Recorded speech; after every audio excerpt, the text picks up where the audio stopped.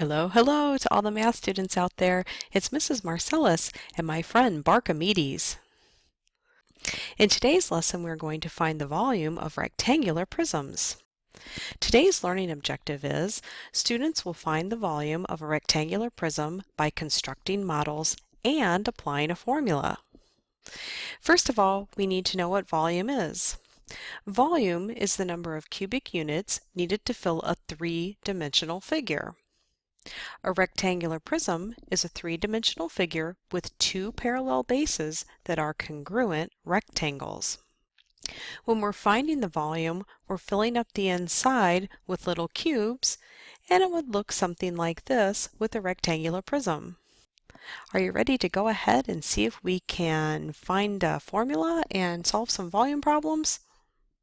All right, looks like you're really enthused, so let's proceed. A rectangular prism is composed of 6 sides that are all rectangular or square in shape. We will find the volume by multiplying the length times the width times the height. Let's take a closer look at how we get this formula. First, we're going to start with the base of the prism. In order to find the area of this base, we would have to multiply the length times the width. This will give us one layer. Then we'll need to multiply by the number of layers there are, which is the height. So our volume is going to be the area of the base, the length times the width, times the number of layers there are, which would be the height. Because we are filling up the inside of the figure with cubic units, we're going to have a label of units cubed. In this problem, we're given a rectangular prism with dimensions of 4 centimeters, 3 centimeters, and 5 centimeters. We can label this the length, the width, and the height. If we look at the bottom layer with a length of 4 and a width of 3, we know that the area of the base is 12 centimeters squared. Since there are 5 layers that are each 12 centimeters squared, we will multiply 5 times 12 to get our volume of 60 centimeters cubed. You must be sure to apply a label of units cubed because we are working with three-dimensional objects and filling up the inside with cubes. Now you might be wondering to yourself, does it really matter which side I label with length, width, and height? Or does it matter in which order I multiply the numbers? In general, the answer to both questions is no. You could turn the figure any way you want, which would change the orientation and which would be the length, width, and height. Also, multiplication is commutative, so you can switch the order and still get the same answer. The only time that it might really matter is in real life if you're doing a project and have to have something with specific measurements going a specific direction.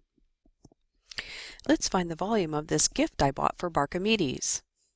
We can use our formula volume equals length times width times height, and due to the commutative property, these values are interchangeable. To find the volume, we'll multiply 10.3 times 14 times 4.5. When we do this, we get a result of 648 and 9/10 inches cubed. I sure hope Barkamedes likes it!